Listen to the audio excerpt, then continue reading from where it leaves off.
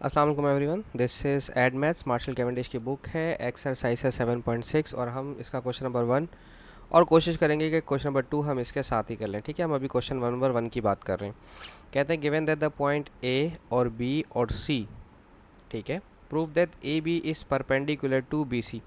अच्छा, आप जानते हैं ना कि अगर दो लाइंस आपस में पैरेलल होती हैं तो उन दोनों के स्लोप्स आपस में बराबर होते हैं। ठीक है, और अगर दो लाइंस आपस में परपेंडिकुलर होती हैं इसका मतलब ये है कि 90 डिग्री का एंगल बनता है। तो इन दोनों के प्रोडक्ट्स यानी कि m1 multiply by m2 is equals to -1 होगा। ये फार्मूला होता है, बस इसे याद रखिएगा। इस फार्मूले से सारी कहानी शुरू और ख़त्म होगी हमारी। ठीक है, स्लोप का फार्मूला ग्रेडियंट का। अच्छा, ग्रेडियंट का फार्मूला या स्लोप का फार्मूला आपको शायद याद हो। हमारे पास ग्रेडियंट या स्लोप, थोड़ी सी रिवीजन भी कर लें साथ साथ, वो होता है y2 minus y1 upon x2 minus x1। ठीक है, याद है ना ये चीज़? चलो अच्छी बात है।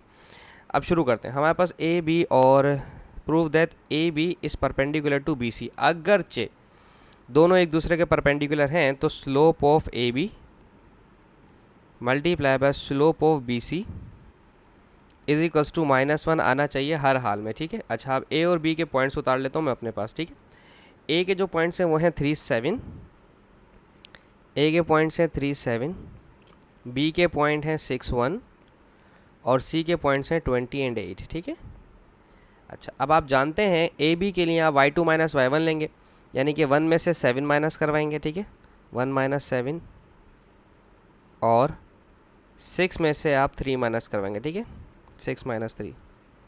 इसी तरह से अगर हम बी सी की बात करते हैं तो बी सी के अंदर आप 8 में से 1 माइनस करवाएंगे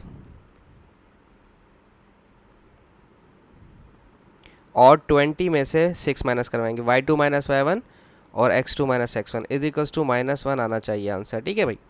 अच्छा, यहाँ पर लेफ्ट हैंड साइड पर जो है हमारे पास फर्स्ट जो है 1 में से 7 माइनस हुआ तो 6 और माइनस का 6 और 6 में से 3 माइनस हुआ तो 3 मल्टीप्लाई बाय 8 में से 1 माइनस हुआ तो 7 और 20 में से 6 माइनस हुआ तो 14 पॉजिटिव का। ठीक है, 7 1 ज़ा 7, 7 2 ज़ा 14। ठीक है, और 3 1 ज़ा 3 और 3 2 ज़ा 6। ठीक है, तो इधर बचा -2/1 और इधर बचा 1/2 इज इक्वल्स टू -1 हमारे साथ साथ चल रहा है। ठीक है, देखें ये 2 2 से कैंसिल हो गया तो सिर्फ आपके पास क्या बचा, -1 इक्वल्स टू -1। ठीक है, तो ये अप्रूव्ड हो गया। तो A B is perpendicular to B C proofed. ठीक है, अच्छा, अब हम इसका क्वेश्चन नंबर 2 इसके साथ ही देख लेते हैं। ठीक है,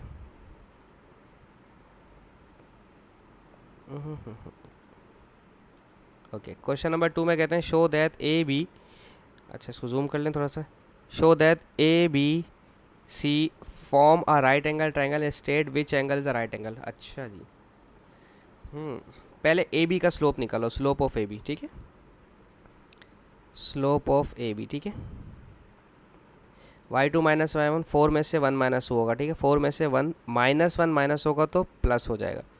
5 में से 2 माइनस होगा, 4 + 1 5 और 5 - 2 3। ठीक है, ये आ गया स्लोप ऑफ ए बी। अब निकालना है स्लोप ऑफ बी सी या ग्रेडियंट ऑफ बी सी। ठीक है, अच्छा, अब ग्रेडियंट ऑफ बी सी के लिए क्या करेंगे आप, -2 में से 4 माइनस करेंगे, -2 - 4 और 15 में से 5 माइनस करेंगे। ठीक है, 15 - 5 ऊपर हो जाएगा माइनस माइनस प्लस, तो ये हो जाएगा माइनस का 6 और ये हो जाएगा 5। ठीक है, चेक कर लेते हैं कि क्या ए बी का स्लोप